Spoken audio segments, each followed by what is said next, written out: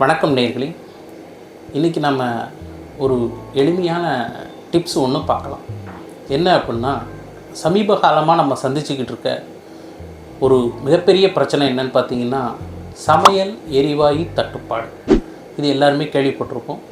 இப்போ நம்ம அதை என்ன பண்ண போகிறோம் அப்படின்னா, அந்த தட்டுப்பாடை எப்படி தவிர்க்கலாம் அப்படின்ற ஒரு விஷயத்தை இப்போ நம்ம பார்க்க போகிறோம். இந்த சமையல் எரிவாயு தட்டுப்பாட்டிலேருந்து நம்ம எல்பிஜி சிலிண்டர் இல்லாமல், எலக்ட்ரிசிட்டி இல்லாமல், ஏன் கெரோசின் கூட இல்லாமல் நம்ம எப்படி இப்போது அடுப்பை பற்ற வைக்கிறது அப்படின்ற ஒரு விஷயத்தை இந்த வீடியோவில் இப்போ பார்க்கலாம்.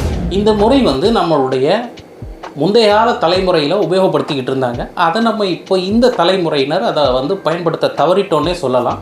அதை இப்போ நம்ம எப்படி பயன்பாட்டுக்கு கொண்டு வருது அப்படின்ற ஒரு எளிய முறையை உங்களுக்கு ரொம்ப எளிமையாக சொல்லித்தரேன். நீங்களும் அதை ஃபாலோ பண்ணுங்கள். லைவ் டெமோவாகவே நான் காட்டுறேன்.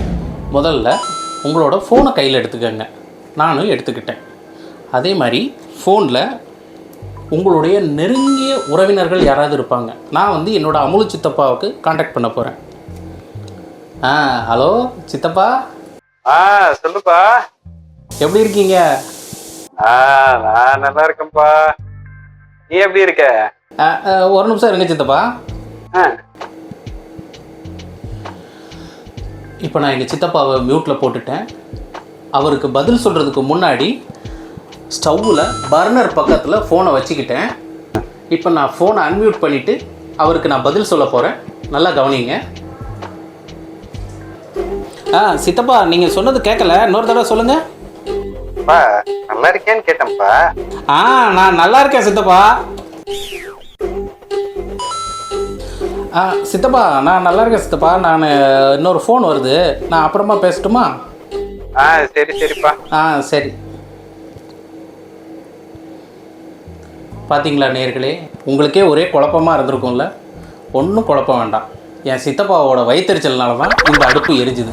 இதே மாதிரி நீங்கள் நல்லா இருக்கக்கூடாது அப்படின்னு நினைக்கிற சில நல்லுள்ளங்கள் உங்களை சுற்றி எப்போயுமே இருப்பாங்க, ஒரு 4 பேர். அவங்களுக்கு ஃபோன் பண்ணி உங்கள் வீட்டு அடுப்பை எரிக்கிறதுக்கு நீங்கள் பயன்படுத்திக்கங்க. இந்த தகவல் உங்களுக்கு ரொம்ப உபயோகமானதாக இருந்திருக்கும்னு நினைக்கிறேன். கொஞ்சம் கிரிஞ்சாகவும் இருந்திருக்கும். இருந்தாலும் அட்ஜஸ்ட் பண்ணிக்கோங்க. எங்கள்கிட்ட வேறு கண்டென்ட் இல்லை. மீண்டும் அடுத்த வாரம் ஒரு நல்ல கண்டென்ட்டோட, அப்படி இல்லைன்னாலும் கிரிஞ்சாக ஒரு கண்டென்ட்டோட உங்களை நாங்கள் சந்திக்கிறோம். நன்றி, வணக்கம். கட்டப்பா.